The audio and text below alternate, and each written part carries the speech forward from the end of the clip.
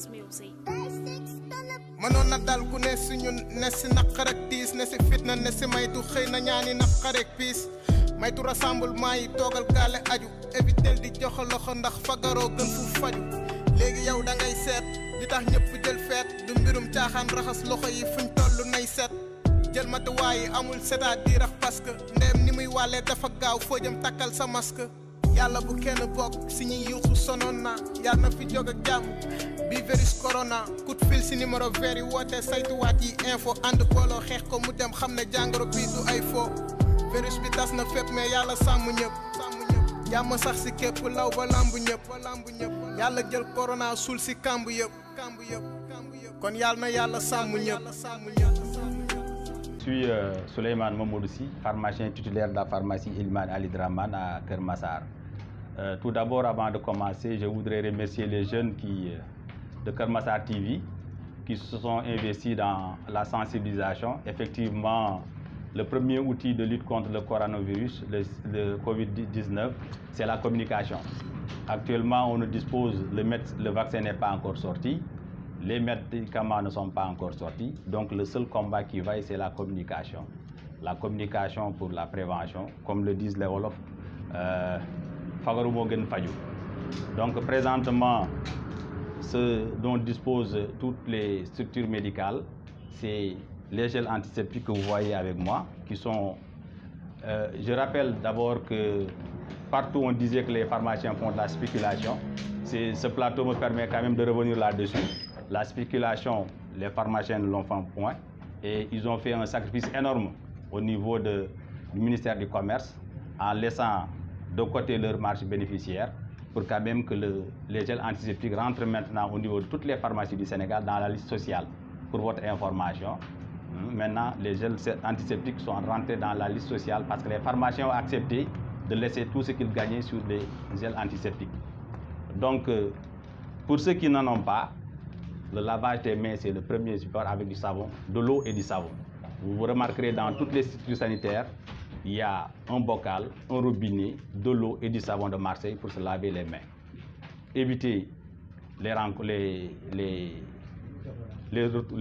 attroupements, se laver les mains, utiliser les gels antiseptiques, se moucher avec un mouchoir, éviter de se serrer les mains comme le président de la République l'a dit. Et je pense qu'avec ces simples mesures qui sont à la portée de tout le monde, je pense qu'on parviendra à vaincre le coronavirus. Pour xale yi nekk ci kër yi li may wax parents yi mooy nañ leen téye ci kër yi boo gisee ñu tëj école yi ce ne sont pas des vacances parce que présentement il a été prouvé que les enfants sont de grands réservoirs de virus parce que ñoom ils ont été vaccinés. Il a été prouvé quelque part que les enfants supportent beaucoup plus le virus que les adultes. Donc ce sont en principe les enfants qui vont le ramasser dehors, qui vont l'amener à la maison et les passer aux adultes. Donc présentement, je conseille aux parents de retenir les enfants à la maison et éventuellement de les encadrer pour ne pas tarder ce programme. Mais je vous en prie, de grâce, retenez les enfants à la maison. Nik Amoul, présentement, c'est disponible dans les pharmacies. C'est revenu à grand truc. On avait perdu un peu le monopole parce qu'ils ont spéculé, mais présentement, nous avons ces pharmacies. Bon, c'est vrai que tellement, on ne peut pas satisfaire toute la demande, mais nous avons ces pharmacies. Nous avons moins de prix, moins de 2000 francs pour les grands modèles et moins de 1000 francs pour les petits modèles. Donc, comme nous l'avons dit, nous avons suffisamment. Boo génnee booy génn nga raxasu boo ñëwaatee balaa ngay def quoi que ce soit nga jël ndox robinet nga raxasu ak savon de Marseille dana doy. Pour les masques. Masques yi c'est un grand problème parce que masques yi présentement dafa xaw nekk en rupture. C'est surtout valable pour ñi nga xam ni dañu feebar.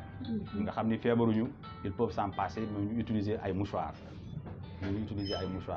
Les masques présentement, on le conseille au personnel de santé. Nous avons un contact direct avec les malades, avec les gants. C'est uniquement pour le corps médical. Pour le moment, il suffit que nous respections les mesures que nous avons prises. Inch'Allah, nous allons fièvre, nous commencé.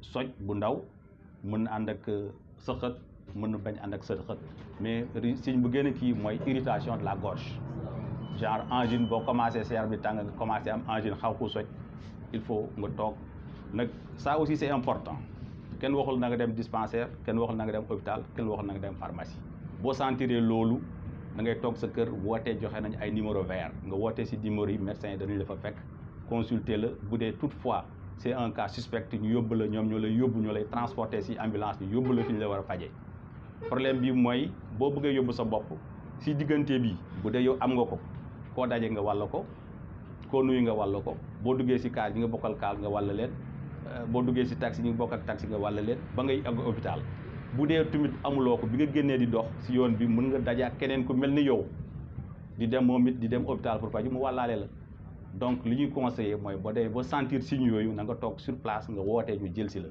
les parents de Kër Massar bon comme tous les parents des trucs fi ñu mu nekk nii si les gens peuvent se confiner individuellement ñu confiner wu c'est-à-dire nga toog sa kër bu amul soxlul doxi soxlul maa ngi dem sama kër xarit waxtaan yi maa ngi dem grand place loolu yëpp soxloo déplacement na doon déplacement utile da nga am soxla mënul ñàkk lépp loo xam ne mën nañ ñàkk ñu éviter ko bu ñu demee ba ñu teree messe ci église yi ñu dem ba teree jullit yi jàkk si ñu nga xam ne jullit ngeen xam ne affaire yi c'est sérieux mais loolu rek mooy régler problème bi ku nekk toog fi nga nekk te sëriñ yi nee nañu xadis wax na ko ku nekk bu mel ni bu amee ku nekk na nga toog fi nga nekk amul dem réew ba réew amul dem koñ ba koñ amul dem sax si sa biir koñ boo mënee toog li nga xam ni du dem marché du obligation lépp loo xam ni du farat bàyyi ko.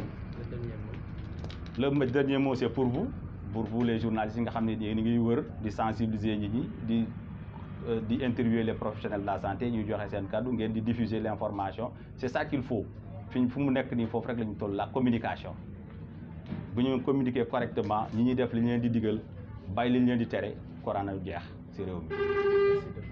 Je vous remercie, c'est moi qui vous remercie.